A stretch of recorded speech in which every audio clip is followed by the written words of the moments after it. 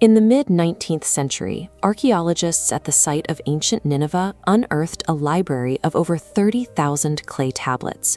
Hidden beneath a clump of earth was a story that would challenge the historical uniqueness of the Bible.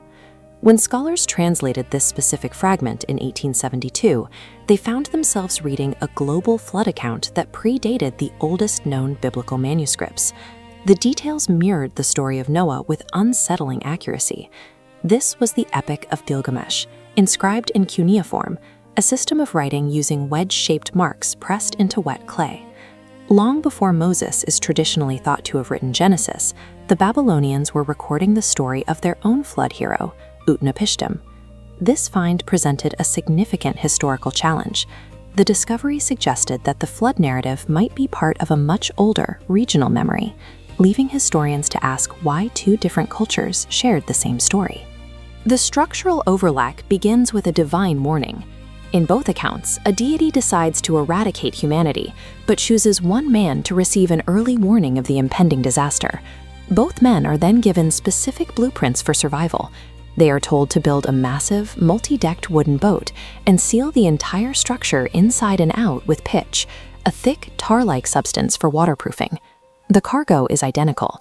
Both Noah and Utnapishtim are commanded to load their vessels with their families and representations of every animal kind to ensure life continues once the waters subside. When the storm finally ends, both vessels run aground on a high mountain peak. In Genesis, it is Mount Ararat. In Babylon, Mount Nimish.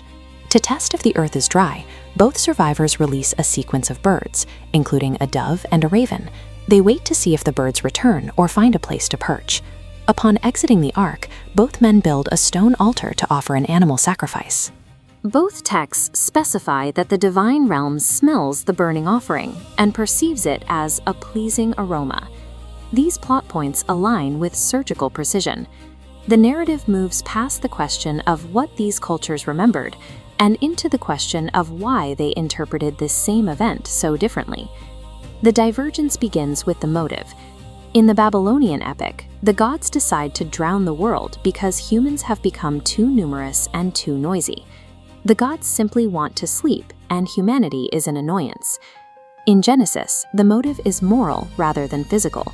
The flood is presented as a judicial response to a world that has become saturated with violence and moral corruption. When the flood begins, the Babylonian gods are terrified by the scale of their own storm. They are described as cowering against the wall of heaven like dogs, having lost control of the natural forces they unleashed. The God of Genesis is depicted as entirely sovereign.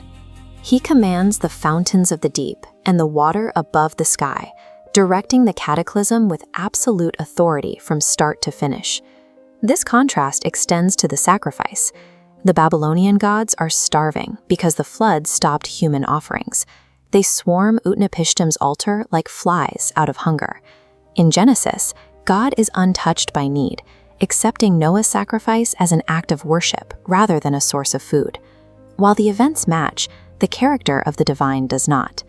The Babylonian gods are part of the chaos, while the biblical God is the master of it. The selection of the survivors highlights a core disagreement on divine justice.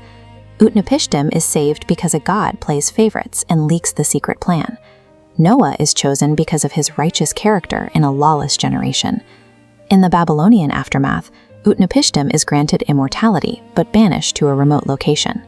To prevent future noise, the gods decide to control human populations through famine and wild animals. The Genesis account ends with a binding covenant.